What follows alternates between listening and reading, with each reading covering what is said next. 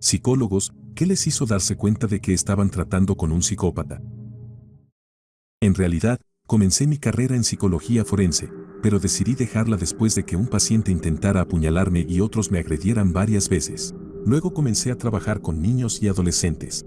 Fue allí, trabajando con una niña de 8 años, a la que llamaremos Sarah, donde encontré a la primera persona que marcaría como psicópata. Sarah venía de una familia bastante buena y estaban realmente dedicados a ayudarla a avanzar. Los padres no tenían preocupaciones obvias sobre su propio comportamiento y parecían ser personas bastante equilibradas. Habían pasado por varios terapeutas antes de verme, la mayoría de los cuales parecían tener dificultades con el hecho de que Sarah no mostraba problemas de comportamiento más tradicionales, por ejemplo, no era impulsiva, no perdía la calma y se descontrolaba. En cambio, Sarah era atenta, planificadora y meticulosa. Era un caso típico que lees en los libros de estudio, en el sentido de que tenía un largo historial de mutilación de muñecas Barbie y algunos animales heridos a lo largo de su camino.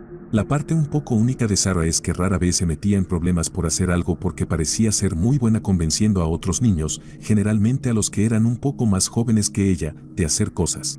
Logré abrir una puerta al hacer algunas pruebas psicológicas con Sarah. Tenía un cuadernillo frente a ella, cosa que cuesta alrededor de $200, que usamos para las pruebas.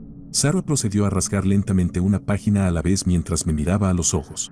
Tengo una cara de póker bastante buena. Ella me preguntó qué iba a hacer al respecto. Le dije nada. Luego ella continuó. Después de un rato, admitió que estaba sorprendida de que no hubiera reaccionado aún. Le dije que no era mi cuadernillo y que solo trabajaba allí. Eso fue lo que hizo que se detuviera.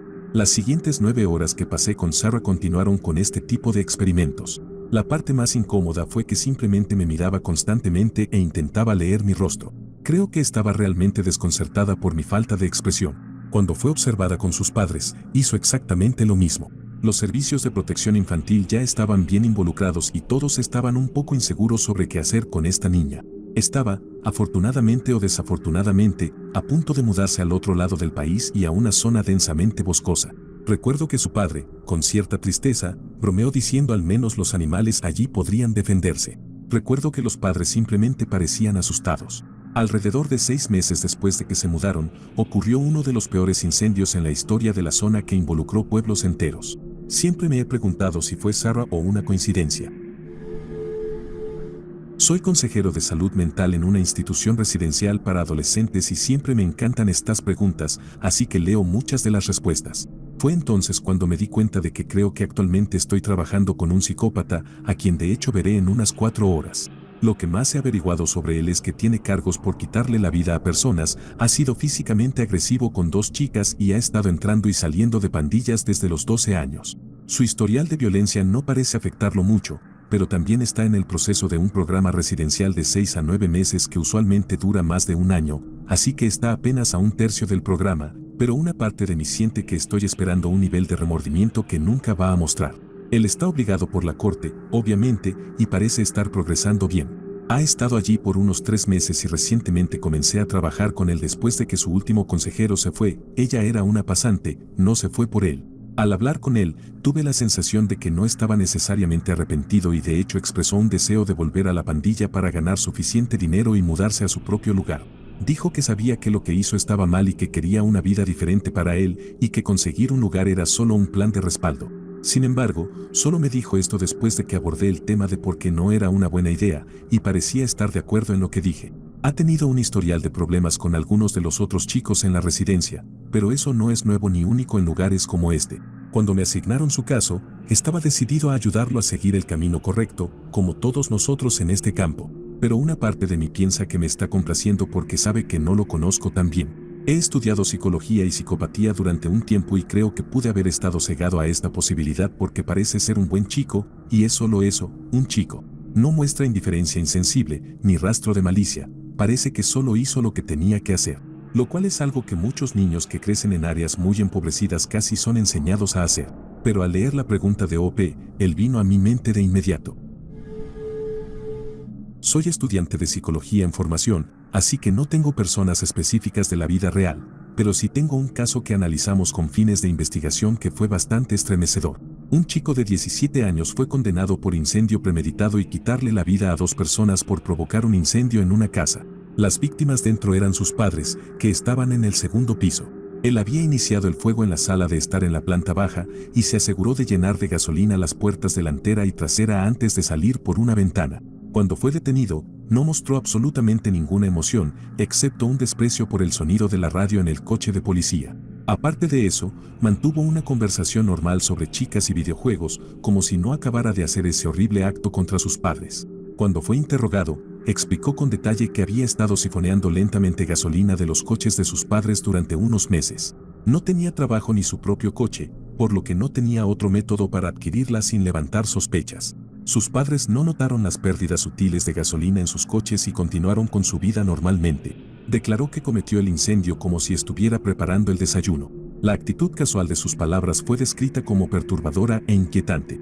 Al final del interrogatorio, preguntó si los restos de sus padres podrían verse, porque quería saber cuál fue el resultado final que provocó el incendio sobre ellos. Son cosas bastante perturbadoras en este mundo. Esta pregunta es interesante, así que pensé en contribuir. No soy psicólogo, soy criminólogo. Obviamente no es lo mismo y nunca he estado en una situación clínica, pero podrían interesarte algunas experiencias relacionadas. Noten aquí que voy a ser muy cuidadoso con mi lenguaje para mantener la integridad profesional. He visitado un par de prisiones por motivos académicos y laborales. Estas no son realmente tan interesantes, porque sabía por qué estaban allí las personas y no me sorprendía que algunos de ellos fueran psicópatas. Pero esas serían mis primeras experiencias. Sin embargo, mi área de experiencia profesional y académica es la victimización infantil. Muy ocasionalmente he visto psicópatas en proceso de desarrollo, por así decirlo. Víctimas que han sido tan terriblemente victimizadas y descuidadas que puedes verlas encaminándose hacia el camino de un abusador u otro tipo de criminal. No era mi responsabilidad intervenir, y no tengo experiencia en esa área, pero conocer las historias de los casos era triste de observar. He hablado con algunos policías, trabajadores sociales y demás sobre algunos de ellos. Es como ver un gran árbol cayendo en cámara lenta, sabes que se va a estrellar contra el suelo, pero no hay mucho que puedas hacer al respecto. He conocido, dentro de un marco profesional, al pariente de un asesino en serie que también fue sospechoso. Salí de esa reunión sabiendo con certeza que esa persona fue la mano que guiaba los crímenes del asesino en serie. La policía también estaba bastante segura, pero simplemente no había pruebas. Ambos están ahora fallecidos, y francamente, no voy a derramar ninguna lágrima por ellos. Definitivamente hubo abuso familiar también. He encontrado algunas personas, un número muy pequeño, que eran psicópatas y bastante inteligentes. Esto fue trabajando en mi campo. Una de estas personas indicó que eran abusivos con los animales en lugar de, o para prepararse para, los niños. No voy a repetirlo, pero lo que dijeron es algo que me persigue hasta el día de hoy y no he podido repetir ni a mis amigos más cercanos ni a mi psicólogo. Otra de estas personas logró escapar de la justicia. Era una persona muy inteligente. No fue culpa de las autoridades. La investigación fue excelente, la fiscalía fue genial, todo estaba alineado y se logró mucha justicia. Sin embargo, esa persona quedó libre por ser muy inteligente. Fue responsable de delitos muy graves y definitivamente sería clasificado como mi círculo social y que también fue víctima en su infancia. Tengo la sospecha, sin ninguna evidencia sólida, de que ha cometido delitos graves. Tiene un trabajo profesional y es muy exitoso en la vida. Desde el punto de vista de alguien que no puede diagnosticar la psicopatía y no los estaba tratando ni analizando, pero que ha estudiado sobre ello, diría que carecen de empatía o conciencia real. Muchas de sus emociones, pero no todas, me parecían un acto simulado y consciente. El abuso y la negligencia durante la infancia parecen ser un hilo muy común en muchos delincuentes y psicópatas.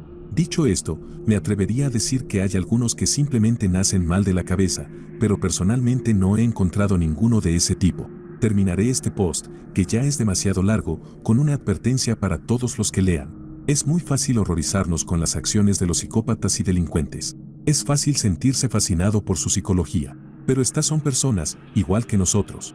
No hay monstruos malvados viviendo bajo puentes o en bosques, solo somos nosotros. Somos responsables del mal de los psicópatas como sociedad, como comunidades y naciones. Creamos las condiciones para el crimen y el mal.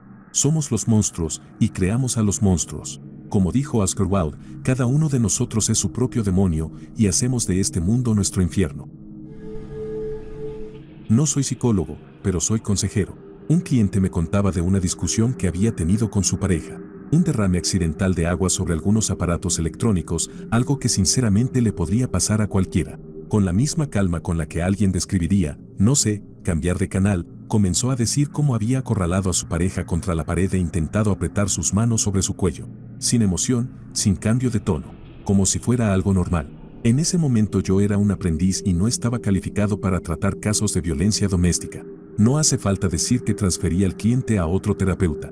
Sin embargo, no me permitieron terminar la sesión y tuve que quedarme con él durante unos 20 minutos más. Nunca había estado tan asustado en mi vida. Me sentí como un pequeño animal presa atrapado en la habitación con un depredador. Simplemente no le importaba. Sin embargo, si lo conocieras, pensarías que era un tipo normal, exitoso o un tipo promedio. Estoy 99% seguro de que era un sociópata, porque seguía tratando de obtener ciertas reacciones de mí, cambiaba sus tácticas, intentaba encantarme, y cuando no respondía se irritaba de una manera extraña y fría. Nunca he tenido un cliente así antes ni después. Soy psicólogo, pero en ese entonces trabajaba en psicología educativa. Hace años, una joven, en sus primeros años de universidad, vino a mi consulta. Tenía una hermana pequeña, de 7 años, que no podía ni siquiera hacer las cosas básicas que se aprenden en preescolar, por lo que ninguna escuela primaria quería aceptarla hasta que tuviera una evaluación profesional. La hermana mayor se quejaba de que básicamente hacía todo por su hermana pequeña porque su madre apenas les prestaba atención. Describía a su madre como una persona mala que no se preocupaba por ninguna de las dos hijas y a un padre distante que no mostraba ningún apoyo emocional. Ella se mostraba a sí misma como una hermana mayor responsable, sacrificándose para cuidar de su hermana pequeña. Acepté evaluar a la niña, esperando encontrar alguna discapacidad de aprendizaje, pero en el primer momento en que la vi, pude decir que tenía alguna discapacidad intelectual, probablemente causada al nacer. La pobre niña tenía la edad mental de una niña de 3 años, pero la familia estaba en completa negación, culpando a las escuelas y a la madre negligente. Esto se pone retorcido ahora. En sesiones posteriores confronté a la hermana mayor y ella se derrumbó y comenzó a decirme que su madre intentó interrumpir el embarazo de su hermana tomando unas pastillas, pero no funcionó. El padre no quería más hijos y la madre no quería enfadarlo. En este punto solo había tenido contacto con la hermana mayor, así que pedí una reunión con los padres, esperando encontrarme con un padre muy estricto, tal vez con algún historial de violencia. Grande fue mi sorpresa cuando ambos, la madre y el padre, parecían ser padres normales. Lo único que no encajaba era que confirmaron la historia de su hija, diciendo que la madre intentó no tener un bebé, pero no mostraban signos de arrepentimiento ni trauma psicológico. Ambos padres se mostraban como lo opuesto a la descripción de su primera hija. En otras palabras, no parecían ni distantes ni negligentes. Alguien estaba mintiendo. Un par de sesiones después, finalmente di con la verdadera historia. La hermana mayor era la verdadera madre de la niña pequeña. Quedó embarazada cuando era muy joven e intentó, sin éxito, interrumpir su embarazo tomando pastillas. Los padres, avergonzados, la escondieron hasta que nació el bebé, y luego la madre tomó a su propia nieta como su hija para evitar comentarios críticos y se mudaron a otra ciudad. Toda la familia formaba parte de la mentira, negando que algo estuviera mal con la niña y que necesitaba atención y cuidados especiales. Lo más perturbador para mí fue que la hermana mayor era realmente cruel con su madre solo para sostener una mentira pública mientras dañaba el desarrollo de la niña. Soy profesor, no psicólogo. Tenía un alumno en tercer grado, de unos 8 años. Se transfirió de otra escuela. Era muy callado, se mantenía apartado y no hablaba con nadie. Tenía un IEP, plan de educación especial. No recuerdo para qué. Un día, mientras estaba de espaldas, escribiendo en la pizarra, de repente escuché un grito. Me di la vuelta y un estudiante tenía un lápiz clavado en la mano. Inmediatamente pregunté qué había pasado. Todos los estudiantes dijeron que M lo había hecho. No sabía por qué o que lo había desencadenado para hacerlo. Cuando me dirigí hacia M, estaba sentado tranquilamente en su escritorio como si nada hubiera pasado. Estaba en shock porque no podía entender por qué haría algo así. Decidí entonces revisar su carpeta que venía de su otra escuela. Encontré una nota anecdótica de su maestra anterior. En las notas, ella explicaba cómo M le había hecho lo mismo a otro niño en la barbilla con un lápiz. Me quedé boquiabierto e inmediatamente escribí una carta a mi director pidiendo que M fuera removido de mi clase por la seguridad de mis otros estudiantes y la mía. Antes de que esto pudiera suceder, tuvimos que reunirnos con sus padres. El día de la reunión llegó, la madre estaba presente y también su hermana pequeña. Le explicamos lo que había sucedido. Ella nos explica que él no ha sido el mismo desde que el padre los dejó. La madre también dijo que ya estaban viendo a un psicólogo como familia. Me sentí fatal. Hacia el final de la reunión, noté que la hermana tenía cicatrices de quemaduras en las manos y los brazos. Le pregunté a la madre qué había pasado. Ella me dijo que M usó alcohol y le prendió fuego. Eso fue suficiente para mí. Sabía que no podía y no debía tenerlo en mi salón de clases. Me aseguré de que lo sacaran de inmediato. Fue referido a otra escuela u hospital para niños con trastornos mentales. Nunca volví a ver a M. Hasta el día de hoy, todavía pienso en él y me pregunto qué fue de ese chico. Esto fue hace unos 16 años. Si lo vieras, nunca pensarías que este niño era capaz de cosas tan horribles. No soy psicólogo, mi esposa lo es. Anteriormente le hice una pregunta de este tipo. Ella dice que a menudo los psicópatas y sociópatas encajan con el resto de la población, logran ocultar su comportamiento extraño y lo reemplazan temporalmente con un comportamiento considerado normal. Me dio algunos ejemplos: Ted Bundy, Richard Ramirez, el acosador nocturno, y John Wayne Gacy, solo por mencionar algunos. Aunque estos hombres eran un poco raros en su infancia, rápidamente entendieron que para encajar debían cambiar radicalmente su comportamiento para pasar desapercibidos. Gacy incluso logró casarse y tener hijos. Así que, en la experiencia personal de mi esposa, a veces es muy difícil identificar a un psicópata, ya que tienden a saber qué respuestas los calificarán como normales. Pero ella dice que algunos rasgos reveladores son la alegría abrumadora al contar historias, la aversión a los recuerdos tristes y la dificultad en general para entender los sentimientos de otras personas. Carecen de empatía. Pero incluso entonces, estos no son rasgos exclusivos de los psicópatas. Recuerdo a un residente con el que trabajé cuando tenía uno de los puestos de ordenanza durante el turno de la tarde en una institución para niños y adolescentes con necesidades especiales y condiciones de salud mental, cerca de Chicago. Este residente era un joven de unos 20 años con el que había trabajado mucho. En su mayoría, me llevaba muy bien con él y generalmente mostraba afecto hacia los demás. Sin embargo, el personal experimentado me había advertido que tuviera cuidado cerca de él, ya que era muy fuerte y solía sufrir delirios. A pesar de las advertencias, siempre fue amigable conmigo, posiblemente porque teníamos pasatiempos muy similares y nos gustaba la ciencia ficción. Pero un día, cuando llegué a trabajar para el turno de la tarde, vi al personal que solía trabajar con él por las mañanas y su camisa estaba cubierta de sangre. Me dijeron que durante la escuela, cuando el personal le estaba diciendo que se comportara de manera más adecuada, el residente se había levantado y había empezado a atacar al personal en la cara e incluso comenzó a hacerlo con objetos que podía agarrar. No puedo comentar sobre el incidente ya que no lo vi, pero había visto al residente con el tiempo después de eso y su sentido de empatía era extraño. Sabía que lo que había hecho estaba mal y que otros chicos ahora le tenían miedo como resultado de sus acciones, pero no parecía tener mucho remordimiento sobre el día en sí. No es que estuviera emocionalmente desconectado, porque intentaba llevarse bien con la mayoría de las personas y procuraba ser más positivo. Honestamente, sus incidentes eran poco comunes y posibles, aunque difíciles, de mantener. Generalmente era fácil acercarse a él y le iba bien en las clases que tomaba, y mientras estuvo allí, luchó con sus emociones, ya que estaba en una institución residencial y al mismo tiempo lidiaba con la pérdida de miembros de su familia. Supe que fue arrestado años después de haber salido de la institución, por atacar a un trabajador de cuidado en un hogar grupal. Extraño las conversaciones con él y espero que tenga la oportunidad de cambiar las cosas, pero sé que su condición mental mientras está en el sistema carcelario detiene esa esperanza en seco. Soy psicólogo, pero no terapeuta. Sin embargo, este fin de semana me llamaron a la casa de mi hermana porque su esposo estaba amenazando con terminar con su vida. Llegué allí, asustado pensando que iba a encontrar lo peor, y él estaba simplemente sentado tomando whisky. Le pareció gracioso, yo tenía mi cámara de video lista y ya había buscado el número del sheriff por si lo encontraba sin respirar. Entramos después de que lo regañara brutalmente, y él trató de decirme que nunca dijo nada sobre hacerse daño. Me convenció de que mi hermana estaba exagerando y siendo dramática. Bueno, mi hermana llegó a casa unos minutos después, yo llegué antes que ella, y ella empezó a leer los mensajes que recibió en su teléfono por parte de su esposo. Dile a los niños que los amo. Diles que recen sus oraciones. Diles que no se sientan tristes. Quiero que seas feliz. No quiero que te sientas culpable por esto. Esto no fue tu culpa, siempre ha sido mi destino. Estoy tratando de recordar más, pero básicamente eran textos de ese estilo durante 20 minutos y luego apagó su teléfono. Así que básicamente escribió una nota de último adiós para obtener una respuesta de mi hermana y luego me mintió directamente en la cara al respecto. Luego, cuando lo confrontaron delante de mí, se sentó hablando de cómo estaba en problemas. Reprendió a mi hermana por llamar a sus padres. Sugerí consejería, y él se descontroló diciendo que ningún hombre mortal puede decirle quién es. No soy psicóloga, pero conozco a una persona que está diagnosticada con un alto espectro de psicopatía. Era un tipo increíblemente interesante en el que nunca puedes confiar del todo. Lo conocí a través de la universidad.